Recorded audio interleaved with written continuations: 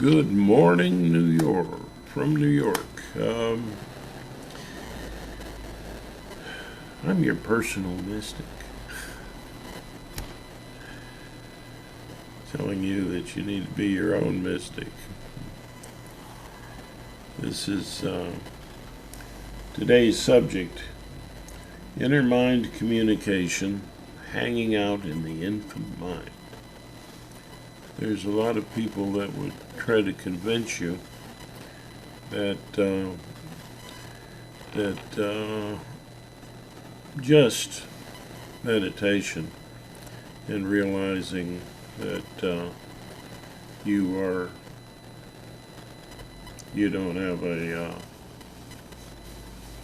permanent unchanging self or soul, or having that Zen moment where you have no self concept, really, and they call that enlightenment. Well, it's valuable. It's a valuable perspective. Like all of the things that I teach in inner mind communication, it has its value. It's a very important thing. But it's not full enlightenment. It's not spiritual growth. And that's how you were as an infant. If that were sufficient, that's how you would have stayed.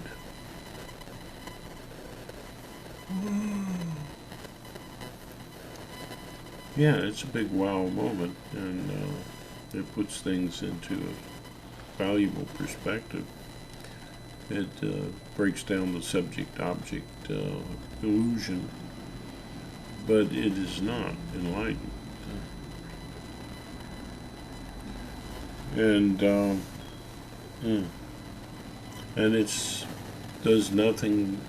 Well, it does do some things for your health, yeah, but it's not something that, as a mystic, as your spiritual journey, it's not something that you want to stay in. That it's a nice thing to be able to do. It's one of the practices of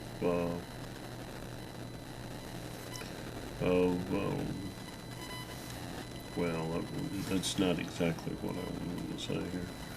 It's one of the effects of three of the practices in inner mind communication that I call the love yoga.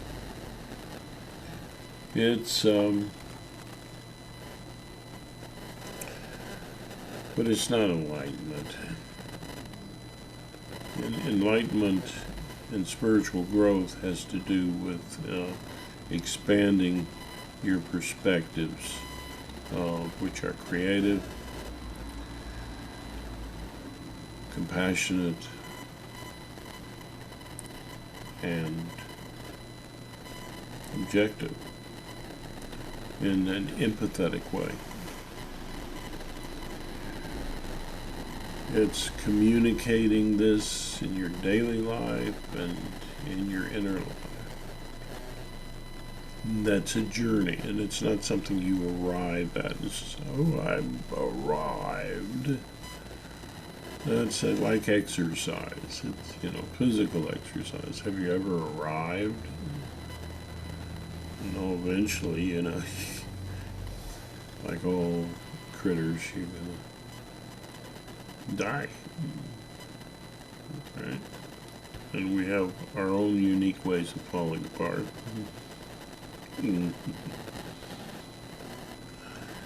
And that's okay. But,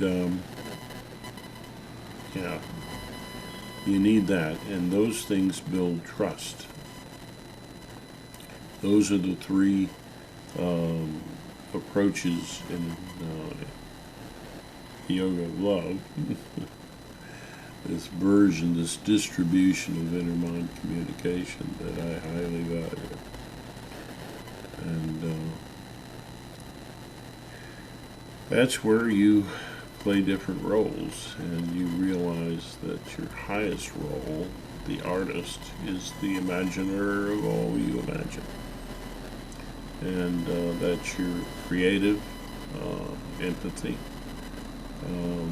which gives you artfulness, the ability to appreciate everything in life the way you would a movie. No matter what's going on in the movie, you need to enjoy the movie. You can see from that perspective your timeline and appreciate the whole story of your life. And just say, yeah, wouldn't it be great, the personal relationship, which is the path of the mystic, is that you realize that this is you, and it's beyond your dramatic experience of life, and that part of you. It's above. It's able to imagine your imaginings.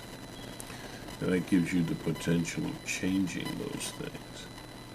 So, very important that your higher power, in a sense, and for those who are very materialistic, it's your brain.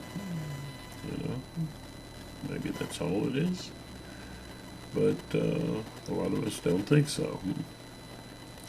But it's up to you to experience this. This is why. This is spiritual, but it's not religious. You don't have to have a certain belief, and a certain belief is not going to save you. It's about what you do, how you behave inside yourself and outside of yourself, in terms of behavior also being thinking and reflecting and including all of that and doing. You're always in a flow. You're always in motion. And meditation isn't, the brain doesn't stop. Just your idea that you have the self viewing everything else, and that's not exactly comporting with reality. It's actually you're part of a flow, and in society and within yourself there's a love flow, and the mystic seeks to increase that love flow. And that love flow, there's different kinds of love that we're talking about, that creative, that ability to reimagine your life and to create play and to appreciate everything in life and in yourself and others, in one way or another. That's pivotal. But within your dramatic timeline, the imaginer of all that you imagine reaches into your past as your caregiver. It helps you with perspectives from the present looking into the past. Why? Because it's compassionate empathy, and compassion helps you to feel and to process your feelings, and that gives you the it's not just, it's not looking for, nothing in this system is like looking for the bad things. You try to look for the bad things and see how your mind responds to that, It's like, let's exercise. Let's over-exercise.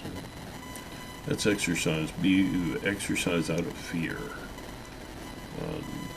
No. All of this is an attempt to comfort yourself, but it's doing it in a way that expands your comfort zone. It's like, it feels good to exercise to a point, and you try to expand on that to improve your exercise. And you don't want to exercise just one part of your body, so why would you exercise only one of the perspectives or three of the perspectives in inner mind communication isn't teaching it? No. You got to develop all of these. You can start with something, and there will be things that will help you in your unique situation, that please you and may help you feel comfortable. But you have to dabble a little bit in all of the perspectives, and slowly grow your skill there. Okay, that's the compassionate part of you is your caregiver, and that just discussed how that works, and it deals with the present, but also it's taking you into, it's like you're looking at in the things in the past, and you're taking the good things, and you're learning to let go of the bad things. And it's also a place where you unlearn helplessness about expressing your needs and feelings. And people can help with these things. If someone's in a caregiver role that can help you all of your daily life. Those who are compassionate, creative, and objective can help you with your skills. Absolutely. It's not a go to the mountain and you have this big realization that you are the best human being that ever was. It's not like that at all. You're important no matter how perfect you are. There's no perfection. If there were perfection, it probably would be a very boring world. Just you are. So it's a learning to appreciate yourself, to comfort yourself, and to love not just your outer physical exercise, but the exercise within your mind. And using various skills, which again feed off of your life, that you're living, the people that you meet. Picking the people that you meet is very important. You want to pick people who are compassionate and objective and creative. And as the Buddha says, if you can't find somebody as far as a partner, that doesn't mean you can't help people that need help and are lesser in these skills. But if you're going to walk with someone as a partner, pick someone at least as advanced as yourself, or more advanced, and that means a mentor kind of role, perhaps, and that you're walking beside that mentor. That means you have to have respect for that mentor. You're willing to do that, and the mentor has to be willing to accept you as a partner in learning. And this is what a teacher does. The teacher learns as they teach, So, yeah, you can walk with someone higher, and you can walk with someone that's a bit lesser in terms of these skills. But in general, you don't, if you're going to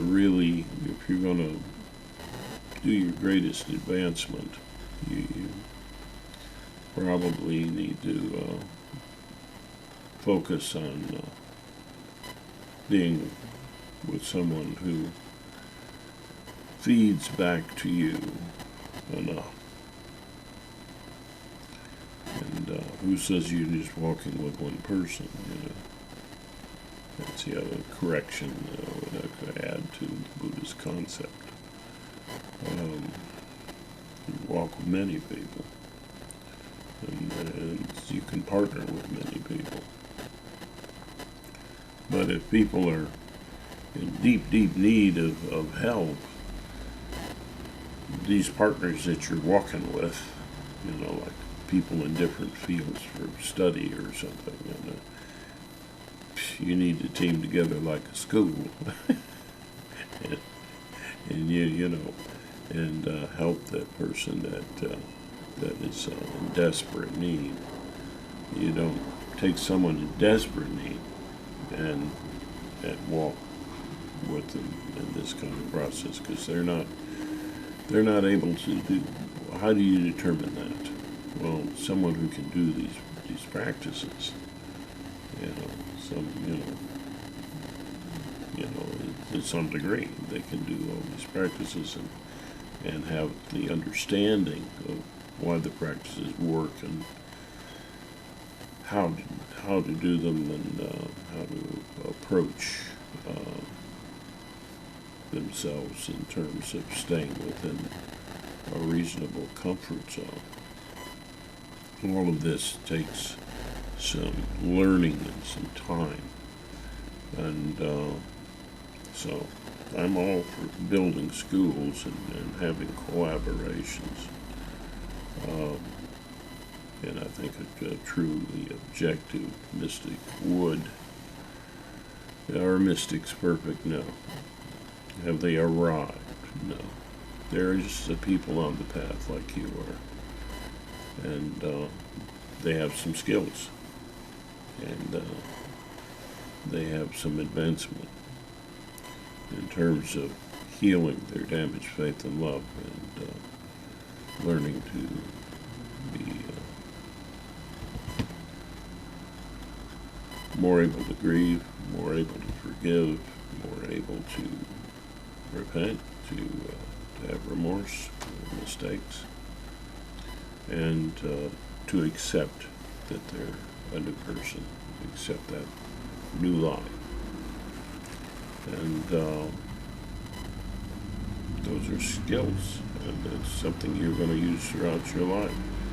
Now, for the present, looking into the future, you're communicating with your inner counselor, and that is about, you can talk about the past, but it's as if it's in the past. The compassionate approach is where you're actually, in a sense, reliving good and bad things and integrating them. Whereas if you're from the present looking into the future, you experience things in real time and future projected time. So that's different, but you can talk about the past. The dramatic self, the kid in you, talking to the inner counselor. You can talk about the past, but you're focused on how do I go from here forward in a comfortable way that expands the love flow in my life, in my appreciation of life. That's how that works. And you can easily see how anybody with great skills in terms of creativity or objectivity or compassion can be very, very helpful to you.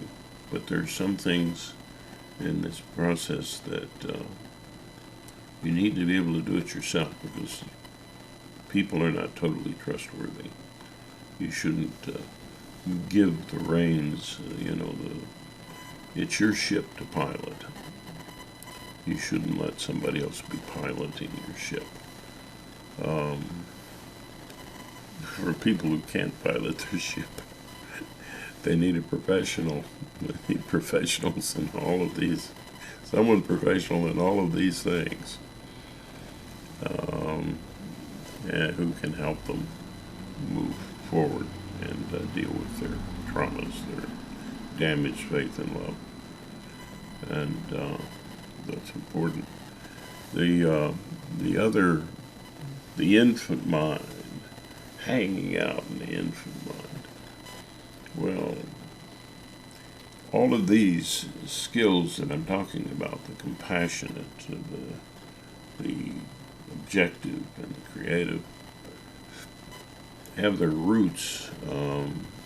These are things that evolve because you're a social animal, and you're interacting with other people, and that becomes a part of your inner life. So that's as well as your outer life, between yourself and others. Your world. Oh, wow. Moments of bliss. It's great to teach this. It's fun. And it's just every now and then it's waves of bliss. Just come. You're doing the right thing. It's a good feeling. When you're doing the right thing, that's a good feeling comes washing over you. This happens a lot with this, So, strive to be a teacher. Strive to be a mystic. The Apostle Paul talks about this. Strive for the greatest gift.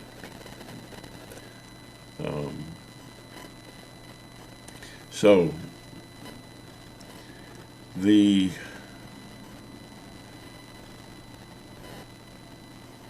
core, the infant mind, is where we were before we had those kind of skills. But the roots of those skills were already present. The infant mind has the capacity to be at play, to be playful. That's the next step is to be creative, to create play. But just being playful, you've seen kids, being playful. They're able to do that before they have great language skills. They're like, yeah. And, of course, they're going to be experts in neurology, and they're going to tell you when these skills become more available. I'm not a neurologist. Ask a neurologist. Okay. Not a psychologist. They may not know. Neurologists would. Very, very probably, and a few psychologists might know. Those who, I'm into calling people experts who have degrees in more than one area, because the degrees are complementary. But more on that another time. But the ability to play is there before the creative skill. And before that, before you have language, very well developed language, you have the ability to focus on your feelings, just to be aware of them, and to observe that. And is probably a point where that's developed. And thought about that much before. Everything you learn, you find out what you don't know. You're looking for an end game. This is kind of a bit of a science, so there's no end game. The more problems you solve, the more problems you see, the more things remain, that questions that you didn't have the sense to have before, if you study more, then new questions arise and new problems and challenges. It's always that way. I mean, otherwise, wouldn't it be boring? Spiritual growth's the same way. Why wouldn't it be? Your spiritual growth means growth in the virtues and its capacities, the virtues, goodness from compassion, truth from objectivity, and artfulness from creativity, and trust grows from communicating with these things. And that's a kind of virtue in itself. But and then there's the freedom principle, which I've talked about before, and that's making sure that all of these things are working together, all of the voices,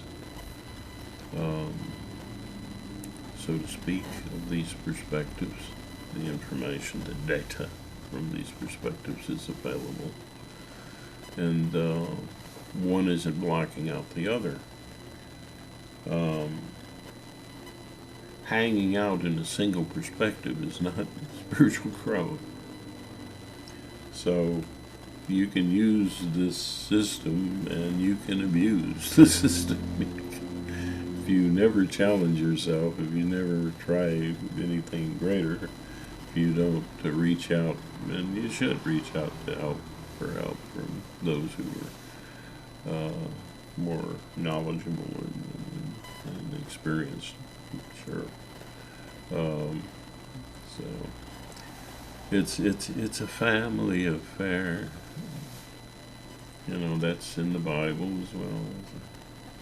Yeah, that whole picture. It's like the different spiritual gifts that they talk about. They work together, supposedly.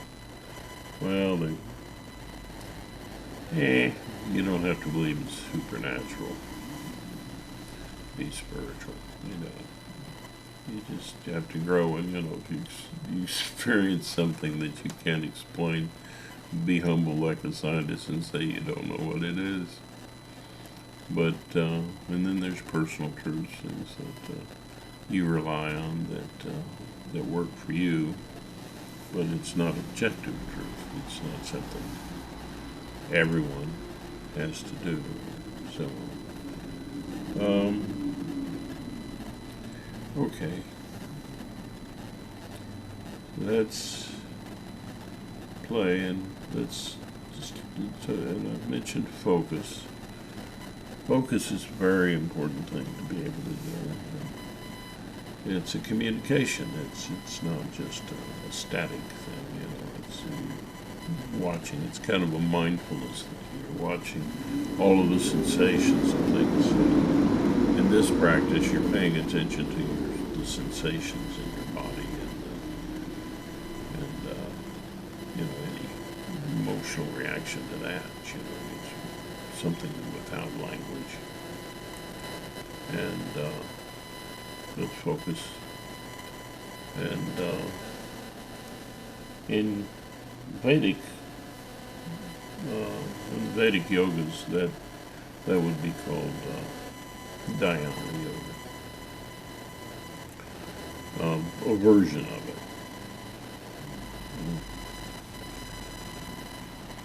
And a version of mantra yoga is using play and being playful with sound, which is something you hear little kids play. Yeah, that's good. You allow that.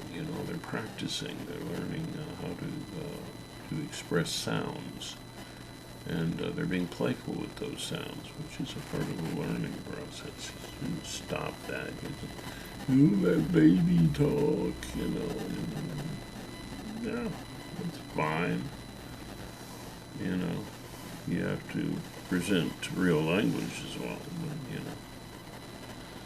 baby talk, natural way to be at play with with the baby. The mothers do that, you know, and there's nothing wrong with that.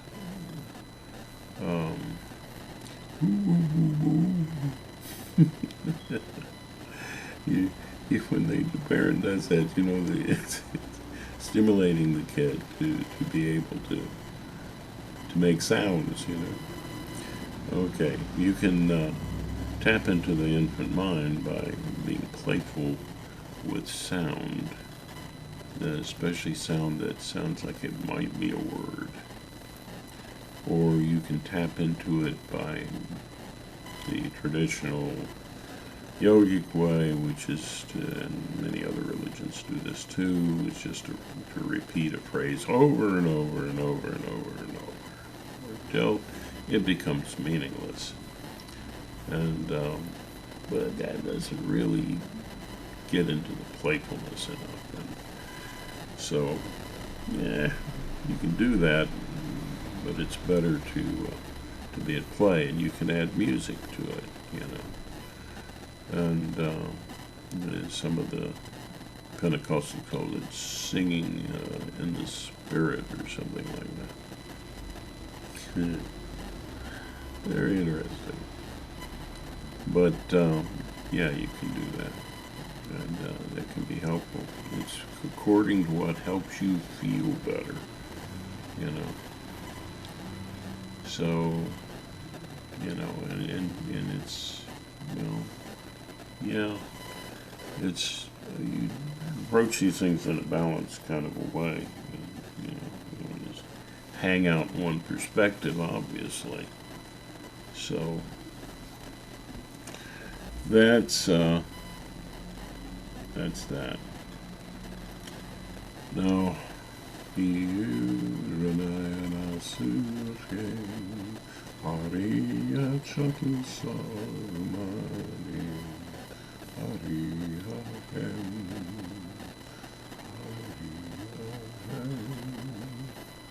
Now there's feeling with that. All of these things are connected to feeling. All of the perspectives delve into feeling.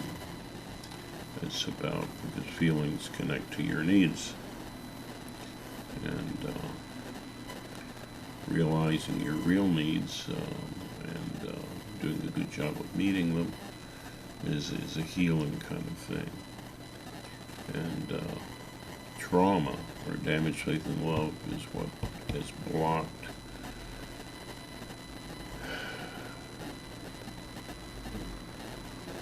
your love flow.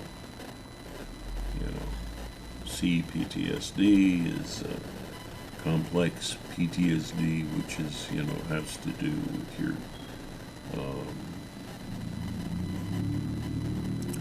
your maturation needs, your developmental needs, which are extremely important for the child. So sometimes they call it child PTSD. That's where you experience some of that, but, you know, people are developing, you know, all of their lives to some extent. So, but yeah, it's very critical during that period of time that we call childhood, and college kids' childhood as well. So there's this developmental thing going on, and blocking that development can be very impacting. And how is it blocked? Well, you feelings of helplessness come in, and helplessness is not something that any mammal can handle. It's just, wow. Too much anxiety is produced, and that's very unhealthy to live in anxiety. So, wow. So if you're in constant anxiety and this sort of thing, well, you need a professional to help you with that. But you can also do this inner mind communication under their auspices. And that's the journey you take. You know, this is like exercise. This is for fairly healthy people, but be careful that you're picking someone who understands all these things, or who can. You're going to have them help you. And if they haven't been where they're going to try to take you, then I would have question about that. Because nobody has had a perfect life. And if the person hasn't experienced these things, there's the things that when you experience these practices, that you know things and sense things that you wouldn't if you hadn't been there. For instance, I've heard, and you get a lot of, and there's this other flaw in the therapeutic approach where you're looking for the negative things. And I've seen a lot of fake kind of responses to that, where you hear people, and it's a very unmoving, it mostly doesn't move you. That's one of the tests that General gives. You hear them, going, oh, I think it's a birth trauma. Oh, please. It's... When you... when it's genuine, and that comes up as a result of gently eroding the effectiveness of your symbolic struggles, the things that replaced that saved you from the anxiety, that gave you a more hopeful kind of perspective or action. That means that you are stuck in the past because you're stuck in those symbols. You can't resolve or get satiation of a need, which is actually a loss. You need to grieve it, let it go, blah, blah, blah. Now, looking over, and that's the mantra yoga. Now the prana yoga, the use of breath. There's nothing closer to your feelings than breath.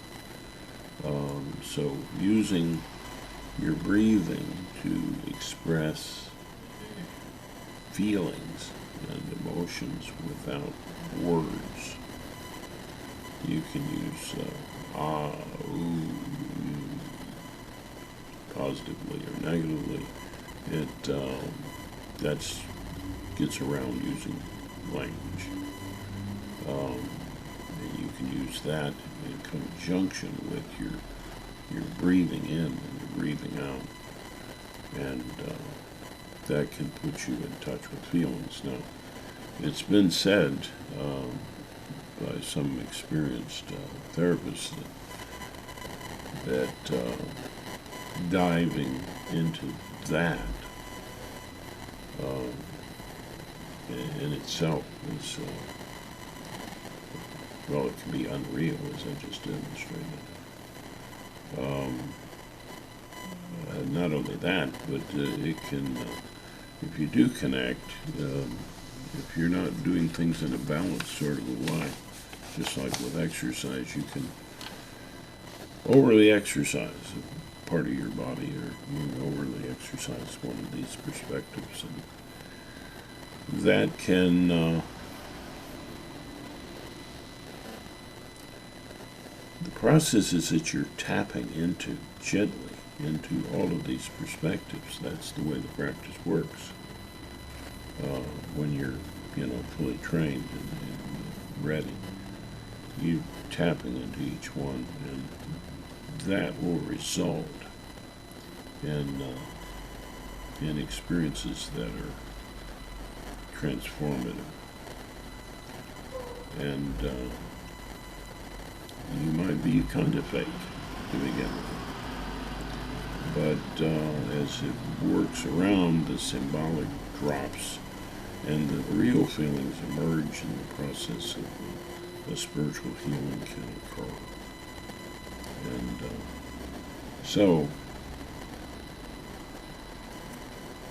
spiritual healing, I say, because it's connected to your virtues and your capacities for empathy and all of this.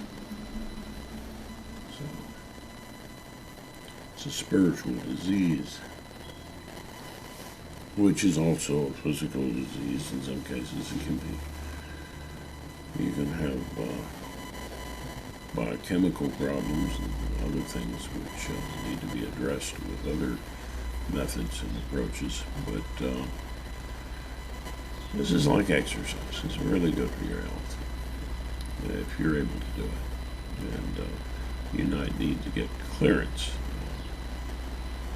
if you have outstanding issues and things.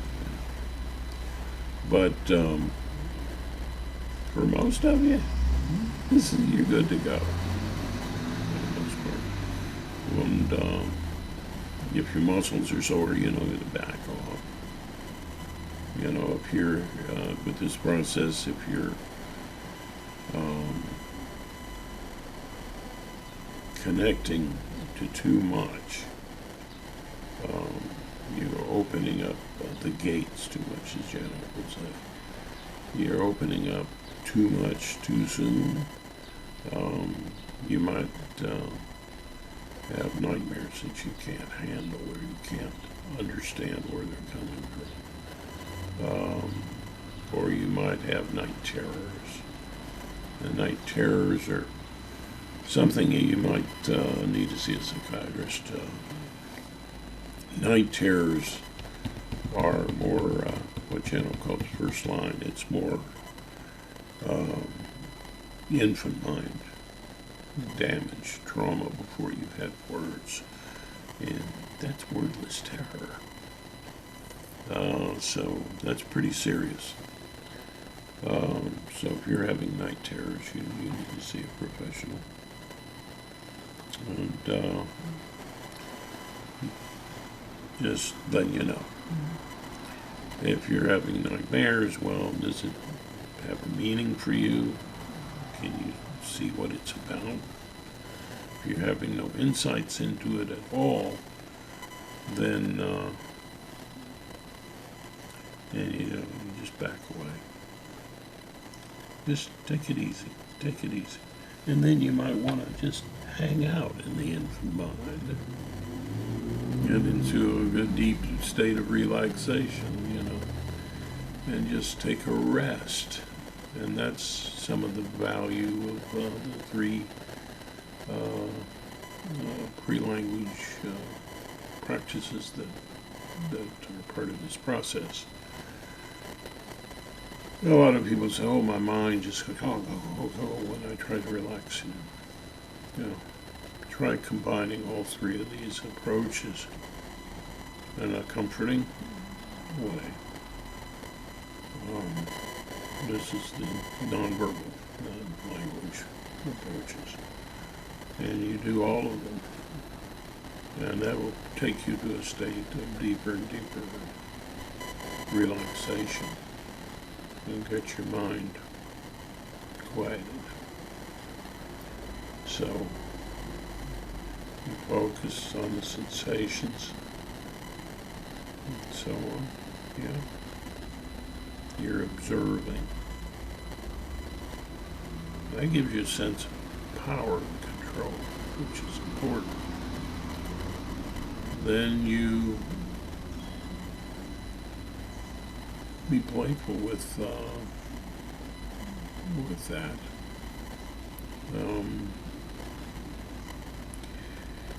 Try to get rid of the crazy thinking. The thinking that's going all wild from those sensations and so on. Oh, I'm glad I have cancer. What's that feeling over there? You'd want to quiet that down. So use the singing in the spirit approach, making up sounds. If you're not able to do that, whatever, play some music. But hum along.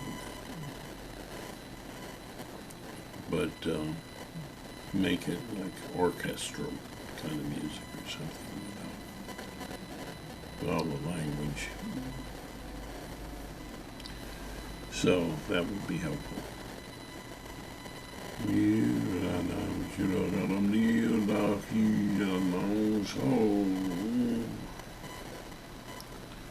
See, if there's something there that needs to be expressed, it's a little negative, don't fight it, adapt, So, if that's how it feels better, then take a little bit of a negative approach. Not even shut up. That bad feeling that you have. And if it's overwhelmed, or you just not comfortable to do that, take a positive approach.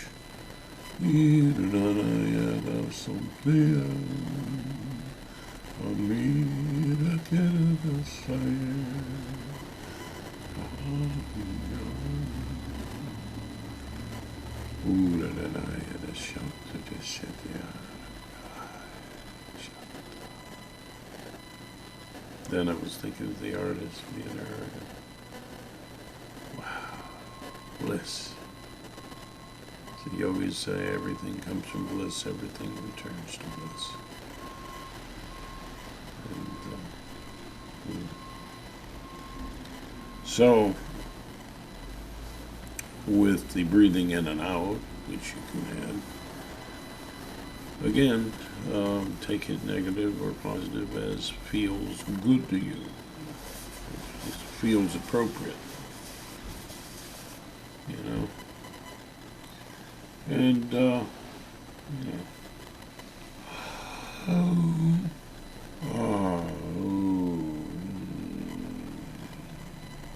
very relaxing. Or you put some little negativity there and you feel that you need to express it. Then go back, focus again, play with sound, and work with your expression.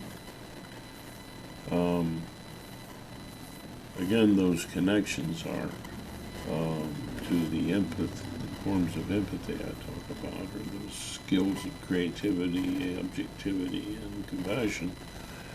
Compassion evolves in response to the need to feel, express feelings, which is what you do with the breathing. That's that need to express feeling, which you have as an influence. That is something that necessitated a social evolution of compassion, because compassion helps a person to feel safe to express. This is the right time. This is an ability to, I have the ability to do this now because this is the right time. It's a safe situation. And compassion communicates that. So, yeah.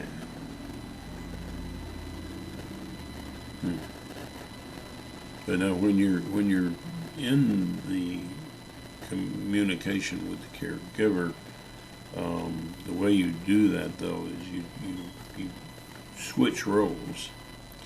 You're having a dramatic position, and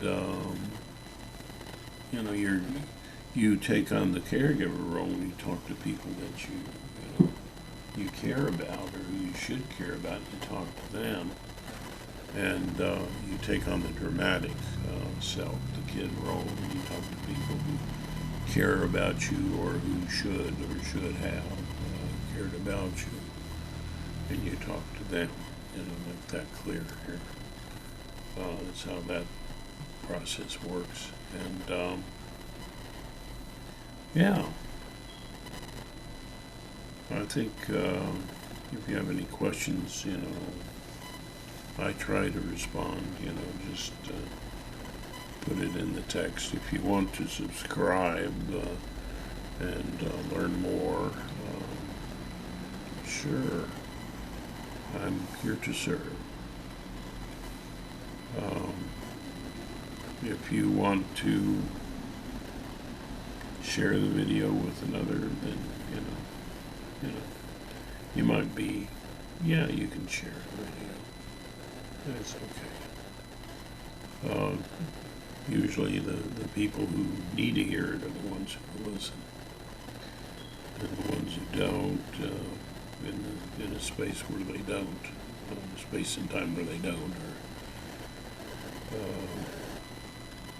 it's too much for them. They're not going to listen. Yeah. So you can feel free to share. Yeah.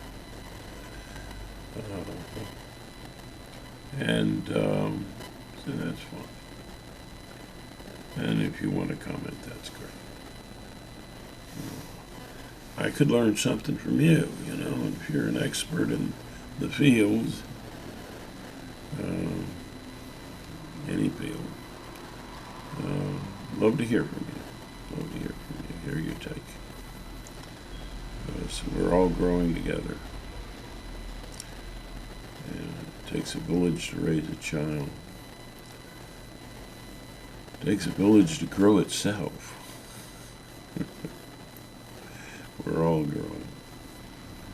And please, if you're in grandparent age, there are kids who need grandparents, and kids who need their parents, and their parents aren't nearby. So, in your extended family organization, whatever that is, try to fulfill the role.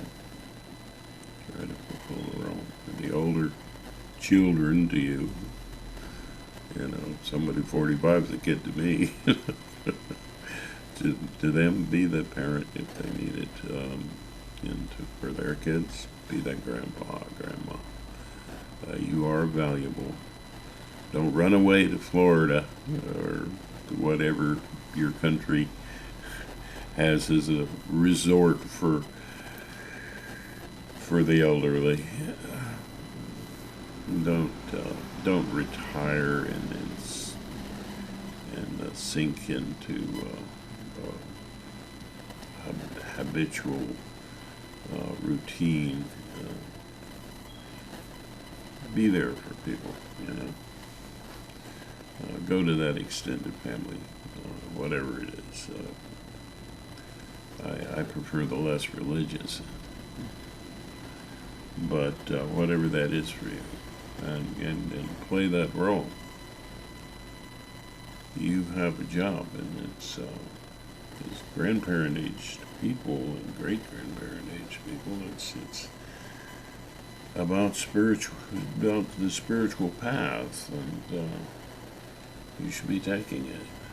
If you're able, if you're healthy, you should be taking this path, and you should be teaching it. Helping people with it. It's your job. You've got the time to do it. If you want to train and do this and you're younger, that's fine. This is not really a practice, if you're going to teach a child things like this, this is for spiritual growth. I would seek a child psychologist or somebody that knows more about children. Even though you're a parent, your grandparent, So what is it that they need at this age and that age?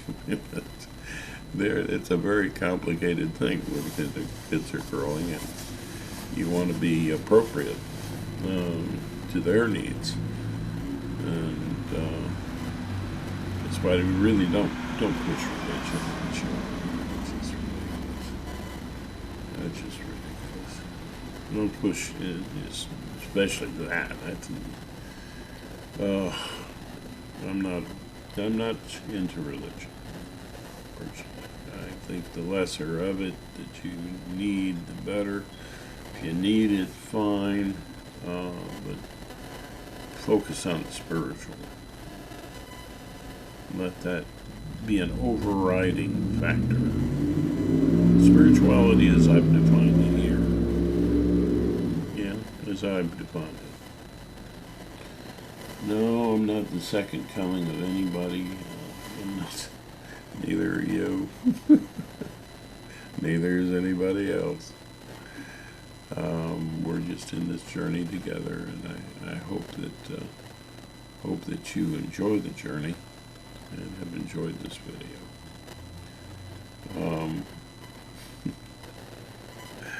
It's a complicated road and that we have to travel. Get all the help you can, but give all the help you can, you know. It's the love flow. And as I like to say at the end of these presentations, namaste. I like to mention that word because it's an honoring from the love flow in you to the love flow in others. And from the love flow in me, that potential of it, that connection with that spirituality gives us with all things. From that loving, embracing, blissful perspective to that same in you. Namaste. And because I'm a ham and I love to sing, I'm going to sing you an Irish blessing. And if you heard it before, you can turn off the video now. May the road rise to meet you. May the wind be always at your back. May the sun shine warm upon your face. The rain fall soft upon your fields.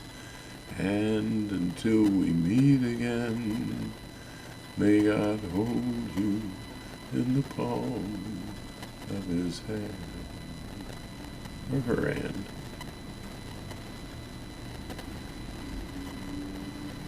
Namaste, and